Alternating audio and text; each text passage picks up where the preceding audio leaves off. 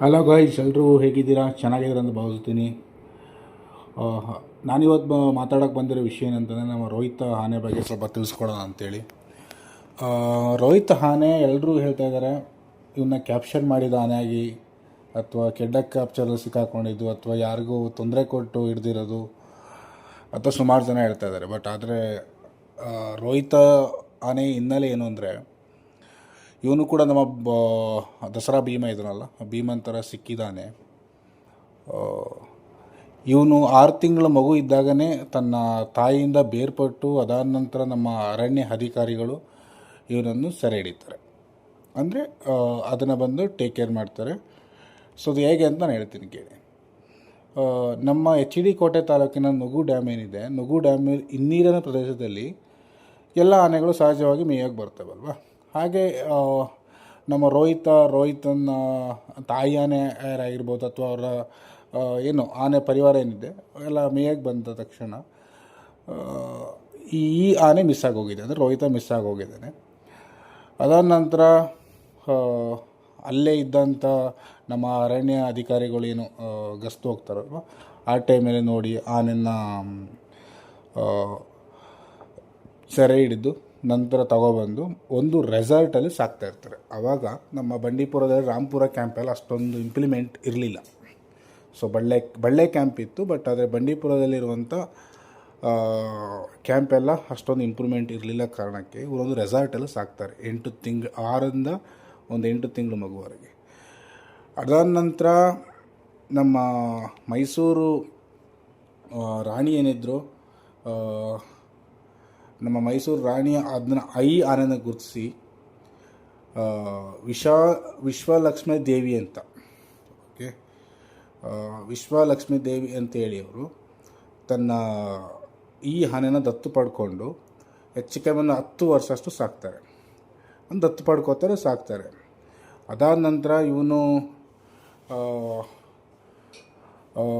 ಸ್ವಲ್ಪ ದೊಡ್ಡವನೆಲ್ಲ ಆದ ನಂತರ ಇವನ್ನೇನು ಮಾಡ್ತಾರೆ, ಕ್ಯಾಂಪಿಗೆ ಹ್ಯಾಂಡ್ ಓವರ್ ಮಾಡ್ತಾರೆ. ಅಂದರೆ ನಮ್ಮ ಅರಣ್ಯ ಡಿಪಾರ್ಟ್ಮೆಂಟಿಗೆ ಅವ್ರಿಗೆ ಹ್ಯಾಂಡ್ ಓವರ್ ಮಾಡ್ತಾರೆ. ಅದಾದ ನಂತರ ಸಾಕೋಕ್ಕೆ ಪರ್ಮಿಷನ್ ಇರೋಲ್ಲ. ಸೊ ಆನೆ ದೊಡ್ಡದಾಗಿರುತ್ತಲ್ವ. ಸೊ ಏನು ದತ್ತು ತಗೊಂಡಿದ್ದು ಏನು ಅದರದ್ದು ಆನೆಗಿರೋ ಇದೆಲ್ಲ ಬರ್ತಾ ಇರುತ್ತೆ.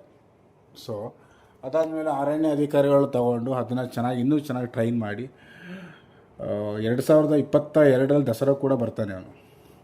ಓಕೆ, 2022 ದಸರಾಗೆ ಬಂದು 23ಗೂ ಬರ್ತಾನೆ, 24ಗೂ ಬರ್ತಾನೆ. ಬಟ್ ಅನ್ಫಾರ್ಚುನೇಟ್ಲಿ 25ಕ್ಕೆ ಸೆಲೆಕ್ಟ್ ಆಗೋಲ್ಲ.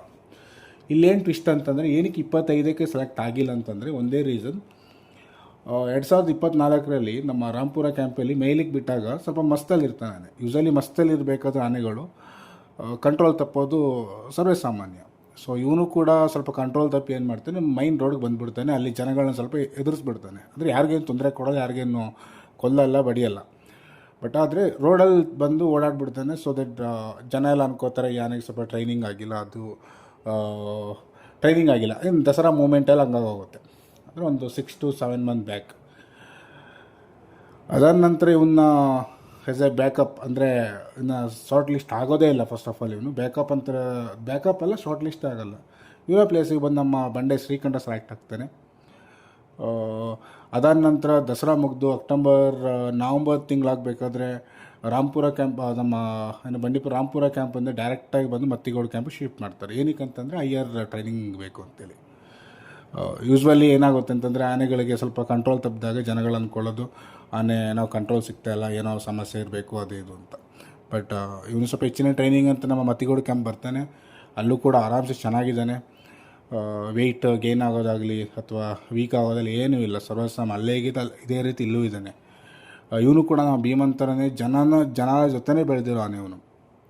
ಇವನಿಗೆ ಹೆಂಗೆ ಕಂಟ್ರೋಲ್ ತೊಗೋಬೇಕು ಎಲ್ಲನೂ ಗೊತ್ತಿದೆ.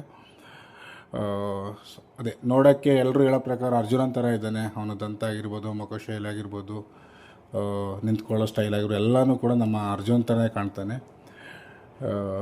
ಅದೇ ನಾವು ಹೇಳೋದು, ಆದಷ್ಟು ಬೇಗ ನೆಕ್ಸ್ಟ್ ಇಯರ್ ದಸರಾಗೆ ಶಾರ್ಟ್ ಲಿಸ್ಟ್ ಆಗಲಿ, ಸೆಲೆಕ್ಟ್ ಆಗಲಿ, ಇವನು ಕೂಡ ಬರಲಿ. ಏನಕ್ಕಂದ್ರೆ ಇವನಿಗೂ ಮತ್ತು ನಮ್ಮ ರಾಜಮನೆತವ್ರಿಗೆ ತುಂಬ ಒಂದು ಒಡನಾಟ ಇದೆ. ನಮ್ಮ ರೋಹಿತ ಆದಷ್ಟು ಬೇಗ ದಸರಾಗೆ ಬರಲಿ ಬರೋ ವರ್ಷ. ಇವನನ್ನು ನೋಡಬೇಕಂದ್ರೆ ನೀವು ಮತ್ತಿಗೋಡು ಕ್ಯಾಂಪಿಗೆ ಬಂದರೆ ಸಾಕು. ಸೊ ಇವನು ಕೂಡ ನೋಡ್ಬೋದು.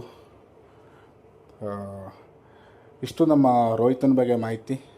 ಇನ್ನೂ ಯಾರು ನನ್ನ ಚಾನಲ್ ಸಬ್ಸ್ಕ್ರೈಬ್ ಮಾಡಿದ್ರೆ ನೋಡ್ತಾ ಇದ್ದೀರಾ, ದಯವಿಟ್ಟು ಸಬ್ಸ್ಕ್ರೈಬ್ ಮಾಡಿ, ಲೈಕ್ ಮಾಡಿ, ಕಮೆಂಟ್ ಮಾಡಿ. ಬೇರೆ ಯಾವ್ದಾದ್ರು ಆನೆಗಳ ಬಗ್ಗೆ ಮಾಹಿತಿ ಬೇಕಂದರೆ ಸಾಧ್ಯವಾದಷ್ಟು ತಿಳಿಸ್ಕೊಡೋಕ್ಕೆ ನಾನು ಟ್ರೈ ಮಾಡ್ತೀನಿ. Thank you so much. Hello guys, ಎಲ್ಲರೂ ಹೇಗಿದ್ದೀರಾ? ಚೆನ್ನಾಗಿದ್ದೀರಾ ಅಂತ ಭಾವಿಸ್ತೀನಿ. ನಾನಿವತ್ತು ಮಾತಾಡೋಕ್ಕೆ ಬಂದಿರೋ ವಿಷಯ ಏನಂತಂದರೆ ನಮ್ಮ ರೋಹಿತ್ ಆನೆ ಬಗ್ಗೆ ಸ್ವಲ್ಪ ತಿಳಿಸ್ಕೊಡೋಣ ಅಂಥೇಳಿ. ರೋಹಿತ್ ಆನೆ ಎಲ್ಲರೂ ಹೇಳ್ತಾ ಇದ್ದಾರೆ ಇವನ್ನ ಕ್ಯಾಪ್ಚರ್ ಮಾಡಿದ ಆನೆಯಾಗಿ, ಅಥವಾ ಕೆಡ್ಡ ಕ್ಯಾಪ್ಚರಲ್ಲಿ ಸಿಕ್ಕಾಕೊಂಡಿದ್ದು, ಅಥವಾ ಯಾರಿಗೂ ತೊಂದರೆ ಕೊಟ್ಟು ಹಿಡ್ದಿರೋದು, ಅಥವಾ ಸುಮಾರು ಜನ ಹೇಳ್ತಾ ಇದ್ದಾರೆ. ಬಟ್ ಆದರೆ ರೋಹಿತ್ ಆನೆ ಹಿನ್ನೆಲೆ ಏನು